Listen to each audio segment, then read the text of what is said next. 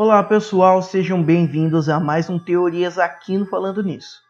Há décadas que se sabe das mensagens subliminares da Disney, que com o grande estúdio que é, não poderia deixar de ter em sua equipe alguns trolls escondidos. Seja por obra deles ou sabotagem, o que sabemos é que a palavra sexo, símbolos fálicos e insinuação sexual são elementos presentes em todos os filmes da série. Seja de propósito ou não, como afirma a psicologia, a mensagem subliminar acontece rápido o suficiente para que não as vejamos, e é justamente por isso que ela vai direto para o nosso inconsciente. Hoje, vamos discutir um pouquinho sobre essas mensagens presentes nas criações da Disney, mas é importante destacar que a ideia aqui é tentar aprender o porquê disso, e não se realmente há alguma mensagem, pois não há como negar, as provas são incontestáveis. Vamos lá?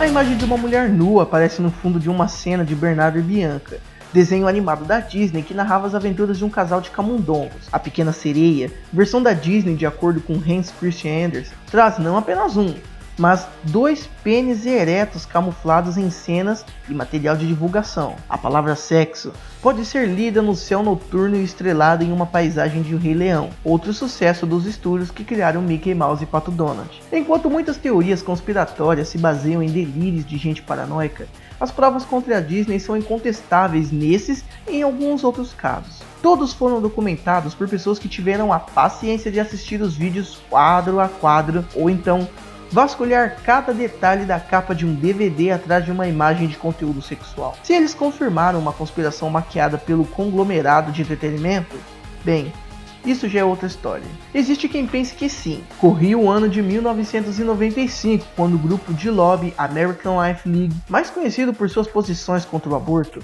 voltou suas baterias contra o império de Walt Disney. Sua principal prova, exibida pela ALL, era a sequência de Bernardo e Bianca com a foto da tal mulher nua. Embora a produção seja de 1977, foi somente o lançamento do desenho em VHS quase 20 anos mais tarde que a experiência da imagem pôde ser comprovada. Ela aparece em apenas 2 quadros do filme e é imperceptível na velocidade da projeção. Isso motivou uma imensa operação de recall por parte da Disney e, posteriormente, corte das imagens em relançamentos.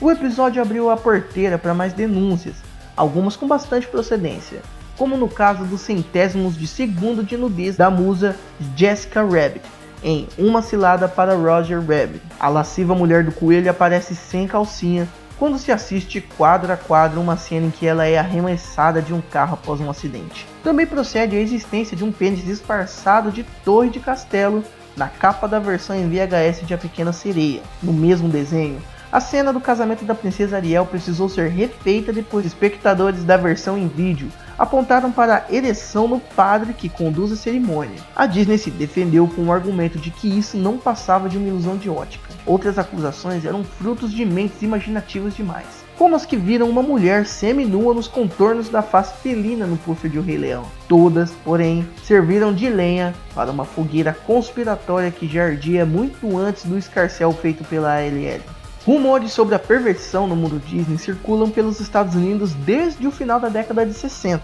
mais precisamente 1968, ano em que foi publicado The Disney Version, a versão Disney inédita no Brasil. Um polêmico livro escrito por Richard Scriabin, crítico de cinema da revista Time. Entre outras observações, o autor aponta uma suposta obsessão dos desenhos da Disney por bundas de bebês. Daí foi o pulo para a circulação de histórias sobre orgias secretas nas profundezas da Disneylandia, onde um empresário manteria uma rede secreta de túneis para suas práticas sórdidas, que incluiriam até mesmo a pedofilia. As acusações dos anos 90 supunham que o Império Disney se dedicava a controlar a mente de crianças e adolescentes com o uso de mensagens subliminares, intervenções como as fotos de Bernardo e Bianca, que não são captadas conscientemente em situações normais. Diversas aparições da palavra sexo datam desde a época.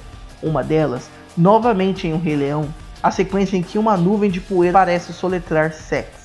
O sexo também seria entreouvido em uma das falas do desenho de Aladdin. Em uma das cenas, a frase dita pelo protagonista, "Bons adolescentes tiram a roupa", no idioma original seria "Good teenagers take off their clothes", simplesmente chocou todos os conservadores da Flórida à Califórnia. Segundo o script seria "Bom gatinho, vai embora", no original "Good kitty, take off and go".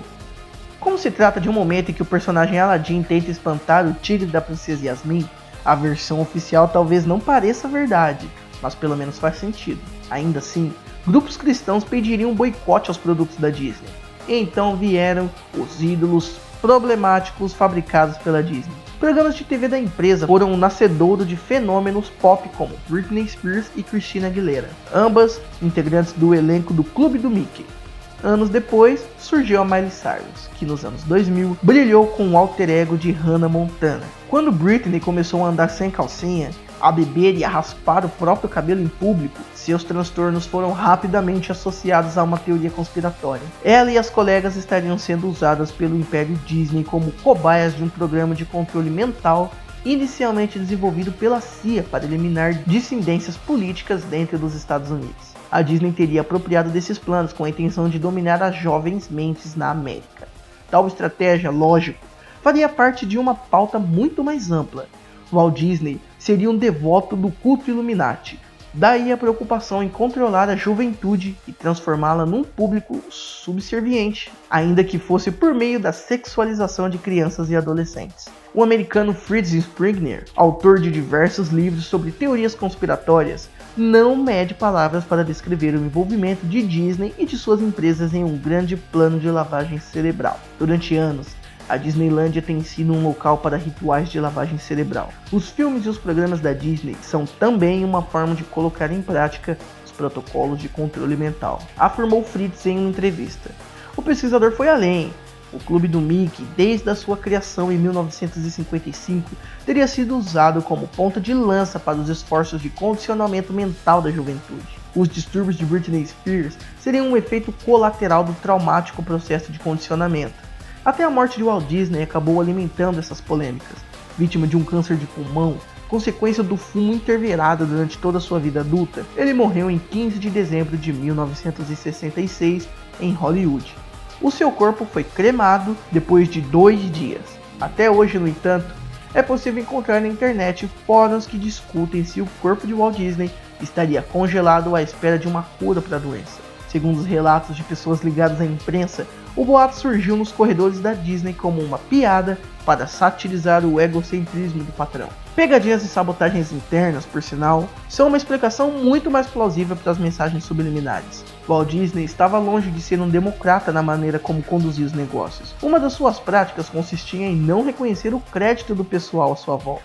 Tanto que nos anos 40 ele enfrentou uma greve de animadores. A retaliação vinha em mensagens ocultas nas animações, que poderiam ser o crédito tão desejado ou uma figura pornográfica para desafiar a chefia. Como as gerações seguintes dos executivos da Disney não se afastaram tanto do manual do RH, as pegadinhas se tornaram uma tradição. No caso das letras no céu noturno de O Rei Leão, a pegadinha contou com uma certa incompetência e na falta de noção dos envolvidos. O animador Tom Cito assumiu a autoria da piada, mas disse que a intenção era formar a sigla SFX, usada em inglês para se referir aos efeitos especiais. O curioso é que mesmo episódios de embaraço podem acabar se transformando em um lucro para a Disney. Quando anunciou o recall de Bernardo e Bianca, por exemplo, a empresa provocou involuntariamente uma corrida de consumidores às lojas. Em tempos de pré-YouTube, eles queriam checar a cena indiscreta antes que ela fosse eternamente banida, o que alavancou substancialmente as vendas do vídeo. Até então, eles estavam estagnadas. Nem quem imaginou uma Disney comandada por gênios do mal, empenhados em controlar a mente da criançada e adolescente, poderia conceber o plano tão brilhante de usar o topless para ressuscitar a popularidade de um desenho animado em 1977. E é isso, pessoal. Como dissemos, Walt Disney aparentemente não era um dos melhores chefes.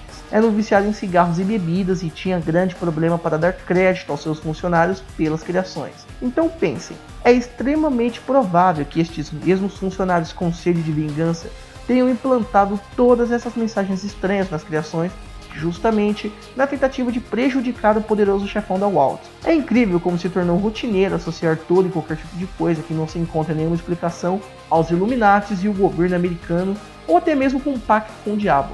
O importante é ter bom senso para saber que nem tudo precisa ter um lado sobrenatural ou obscuro, mas às vezes é só uma trollagem de algum funcionário insatisfeito mesmo. Não deixem de compartilhar conosco a sua opinião. A Disney realmente teria envolvimento com alguma entidade obscura? Ou isso tudo não passou de uma brincadeira de mau gosto? Também não deixe de acompanhar uma ótima matéria no nosso site sobre a história da Disney. E se você gostou, não se esqueça de dar aquele like e aquela compartilhada para dar uma força no nosso trabalho. Até a próxima quinta-feira nesse mesmo bate-horário e tchau!